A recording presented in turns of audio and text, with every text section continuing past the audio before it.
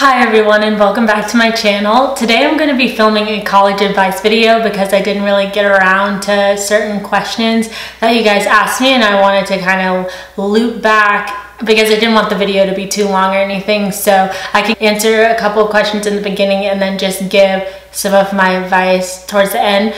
But before we do that, let me get my phone really quick because I totally forgot. So let me get my phone and I'll be right back.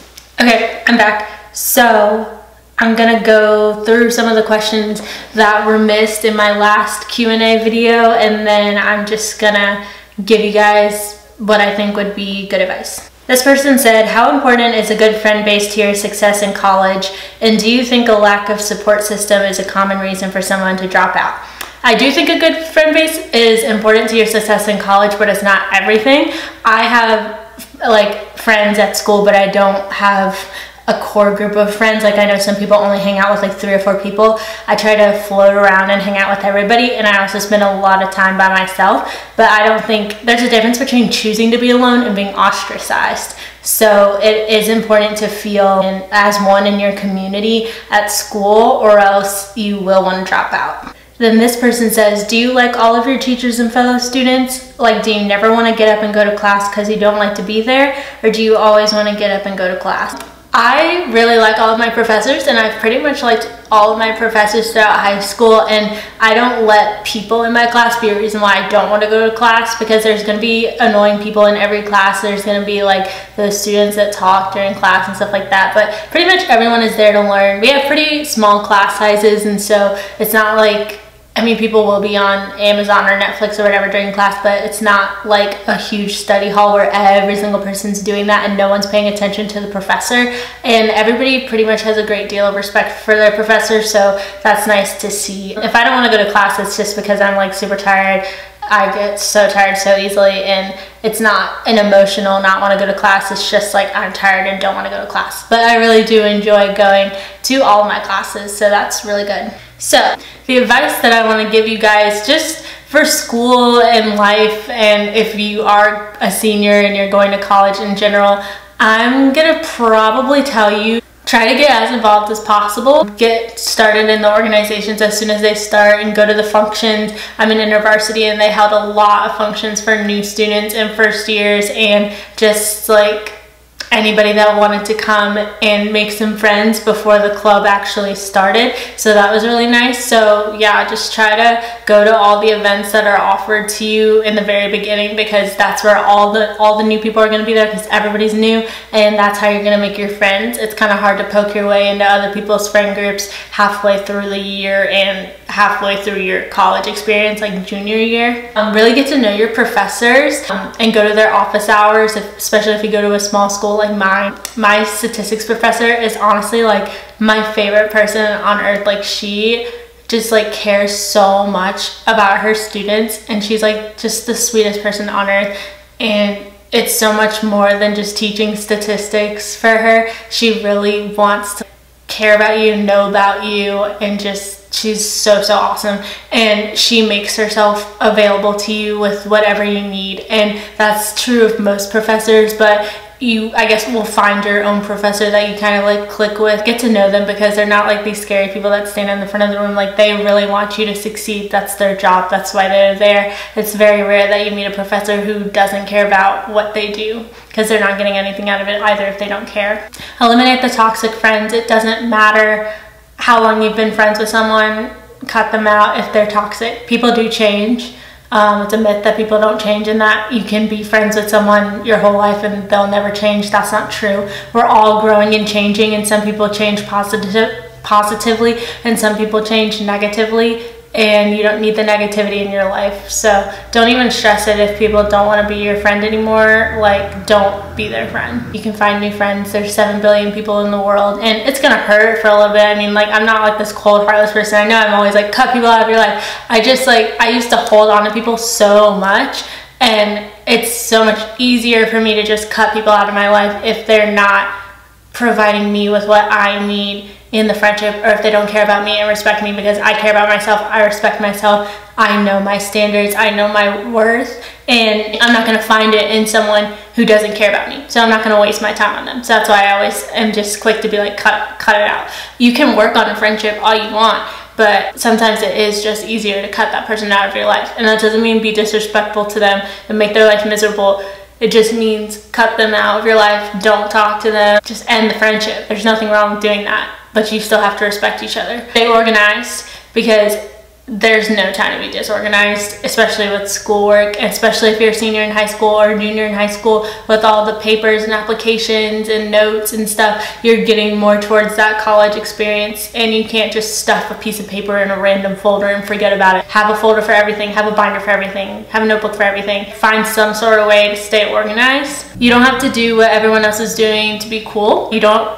We're legally not allowed to drink. I'm 20. I can't drink until I'm 21. I don't want to drink anyway. I don't like to go to parties. I don't do any like drugs or anything. Like, you don't have to do anything that you don't want to do. You don't have to do illegal things to be friends with people, because those aren't your actual friends, and they probably won't go to jail for you, so there's no point in you going to jail for them. So don't put yourself in a situation where you're friends with people who are going to get you in trouble for doing illegal things or just immoral and bad things, because it's not worth it. Stay true to yourself, and you'll find people who like to stay in and don't like to go out all the time. You don't have to go out. You're not missing anything. Like, I'd rather just stay in on a Friday night and watch YouTube. I don't want to go out and get wasted, and that's also illegal. So yeah, stick to your morals and you'll feel much better about yourself looking back than if you strayed away from your morals just to have a few friends and be cool, because you're probably not even going to be friends with those people once you graduate anyway. Also, don't be super competitive or anything. People at my school have had like 5-6 internships. They're the president of like 25 clubs. If that's not your personality, then don't try to make that your personality, because you're going to be miserable.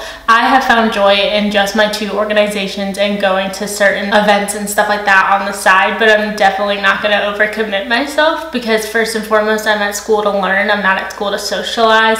And like, if you thrive on that, then that's totally fine. I'm speaking to the people who are, they're going to be overwhelmed if they see their friends going and doing great things, which they are doing great things, but you can also do something great if you're not doing 101 things with your life. I want to focus on 2 things and put my heart and soul into 2 things, not spread myself thin with 100 things, and you will still be successful. So don't let anybody tell you that you won't. And speaking of that, you're not late. A lot of people like to put stress on this younger generation that if they're not at a certain place in their life by the time they're 18, 20, 23, then they're late. Keep in mind, some people live to be 100 years old. You're not late. We've literally lived 1/5 of our lives. Some of you that are watching this video have lived less than 1/5 of your life. And so don't stress it. If you're not where you think you should be, you're where God wants you to be. He's the one that's in the ultimate control. So if you're not at a place in your life right now, you're not supposed to be there. And if you thought you should have made this choice, but you made this choice instead, God's still going to use that and glorify that